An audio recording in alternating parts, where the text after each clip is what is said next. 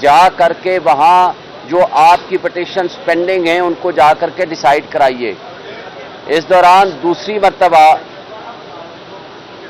Additional district session جج ہمایوں دلاور صاحب نے ہماری درخواست خارج کر دی۔ اس کے بعد ہم دوبارہ کرمنل ریویژن لے کر کے ہائی کورٹ میں چلے گئے۔ ہائی کورٹ نے دوبارہ ان کی آرڈر کو سیٹیسفائیڈ کر دیا اور تیسری مرتبہ بھیج دیا اسی جج صاحب کے پاس کہ آپ دوبارہ اس کو سن کے کیس کو ڈیسائیڈ کریں۔ اب جو جج صاحب جس کے بارے میں ہم نے بارہا شکایت بھی کی، ٹرانسفر اپلیکیشنز بھی دی، اس کے متعصب ہونے کا بھی کہا، انہوں نے پہلا کام یہ کیا کہ وہ جو ہائی کورٹ کی ڈائریکشنز تھیں یا سپریم کورٹ کی ڈائریکشنز تھیں ان کو فالو نہیں کیا۔ دوسرا غلط کام یہ کیا کہ یکم تاریخ کو ہم نے اپنی سٹیٹمنٹ عمران خان صاحب نے جمع کرائی 342 کی، اس کے اندر اس نے واضح طور پر کہا کہ میں اپنے گواہان پیش کرنا چاہتا ہوں، اور گواہان پیش کرنے کی درخواست کے لیے اور لسٹ آف وٹنسز دینے کے لیے 2 تاریخ مقرر ہوئی۔ 2 تاریخ کو 12 بجے ہم نے لسٹ آف وٹنسز دے دی، اور اس لسٹ آف وٹنسز کے مطابق 12 ساڑھے 12 کے درمیان انہوں نے کہا کہ 1:30 بجے اپنے گواہان کو لے آئیے۔ جب ہم نے ان کو ریٹن میں درخواست دی کہ جناب ہمارے گواہان اس 1 گھنٹے میں نہیں آ سکتے کیونکہ کچھ کراچی میں ہیں یا کچھ دیگر شہروں سے ہیں، تو ہمیں کم سے کم 2 دن یا 1 دن کا وقت دے دیجئے،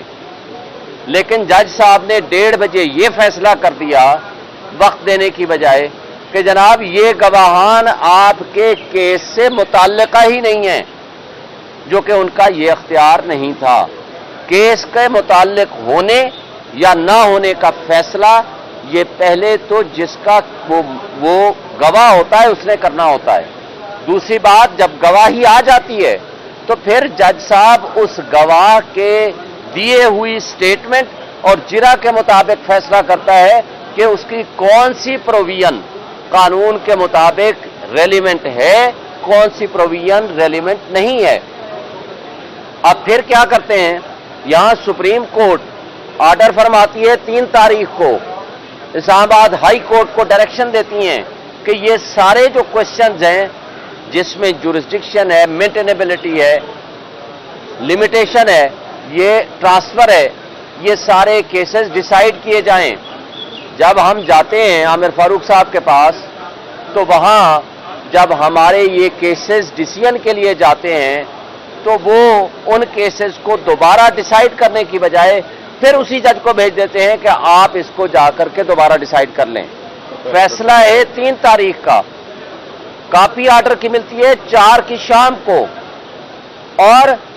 5 تاریخ کو صبح سویرے جب ہم یہ پٹیشنز جمع کرا رہے تھے، ایک پٹیشن اسلام آباد ہائی کورٹ میں ٹرانسفر اپلیکیشن اور باقی پٹیشن سپریم کورٹ میں، تو خواجہ حارث صاحب کو منشی کو نامعلوم افراد ہائی کورٹ کے پریمیسز سے پک کر لیتے ہیں، جس کی شکایت خواجہ حارث صاحب senior advocate supreme court chief justice of Pakistan کے پاس رائٹنگ میں دیتے ہیں اسی دن۔ وہ یہاں سپریم کورٹ میں آتے ہیں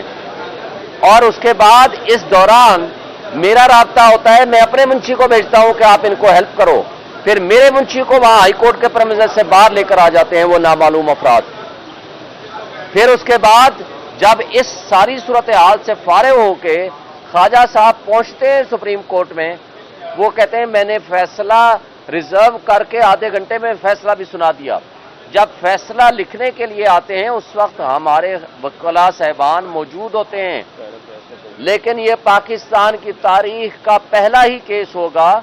کہ جس میں نہ ملزم ہے، جس میں نہ ان کا وکیل ہے، اور اس کو 12 بجے ہی ریزرو کر کے 12:30 بجے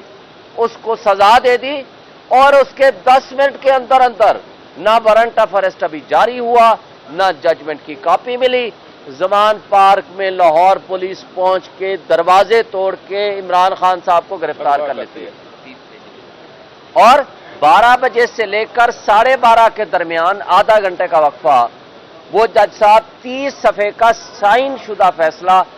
12:30 بجے آ کر کہتے ہیں یہ میں نے آدھے گھنٹے کے درمیان فیصلہ لکھ لیا۔ اب یہ ساری پروسیڈنگز جو ہیں، آج پہلی دفعہ یہ چیف جسٹس سپریم کورٹ کے بینچ کی سربراہی میں آج یہ سپریم کورٹ نے یہ کیس سنا ہے، اور ہم بجا طور پر سمجھتے ہیں کہ عمران خان صاحب کے ساتھ جو ناانصافی ہوئی ہے، جو فیئر ٹرائل کا ان کا رائٹ ہے، جو بنیادی حق ہے، اس سے ان کو محروم رکھا، جو ڈیو پروسیس ہے آرٹیکل 4 اس سے ان کو محروم رکھا، اور جان بوجھ کے وہ کون لوگ تھے جنہوں نے اتنی جلدی میں تھے کہ پھر یہ بھی طے ہو گیا کہ چیف جسٹس عامر فاروق صاحب نے 4 تاریخ کو ہی ایک جج صاحب کو چینج کر کے اس جج صاحب کو، ہمایوں دلاور صاحب کو 4 تاریخ کو ایک آرڈر کر دیا کہ 5 تاریخ کو آپ لندن چلے جائیے، 5 تاریخ سے ٹریننگ ہو رہی ہے وہاں، اور 5 کو ہی انہوں نے لندن جانا تھا۔ تو بھائی ایک شخص نے اتنی جلدی میں تھا کہ اس نے پھر یہ نہیں کیا کہ ہائی کورٹ کے ان آرڈرز اور ڈائریکشنز کو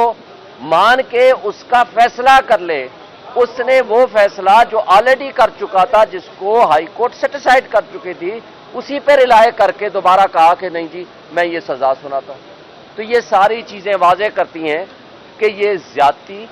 انصاف کا دوہرا معیار، قانون کا دوہرا معیار، یہ سب آپ کے سامنے تھا، ہے، میڈیا نے بھی دیکھا، لوگوں نے بھی دیکھا، وکلاء نے بھی دیکھا۔ آج جب بینچ کے سامنے آیا تو نہ صرف الیکشن کمیشن آف پاکستان اور ان کے وکیل امجد صاحب جو ہائی کورٹ اور ٹرائل کورٹ میں پروسیڈنگز کر رہے ہیں، تو ان ساری باتوں کو اس نے خود تسلیم کیا ہے کورٹ کے اندر۔ تو ہم سمجھتے ہیں کہ انشاءاللہ ان کے ساتھ انصاف ہوگا، اور انصاف نہ صرف ہو بلکہ ہوتا ہوا نظر آنا چاہیے، یہ ہے سیٹل پرنسپل۔ لیکن یہاں انصاف کا قتل نہ صرف ہوا بلکہ انصاف کا قتل ہوتا ہوا نظر آیا ہمایوں دلاور صاحب سے۔ اور پھر آپ نے دیکھا یہ 7 تاریخ کو ہم نے اپیل فائل کی،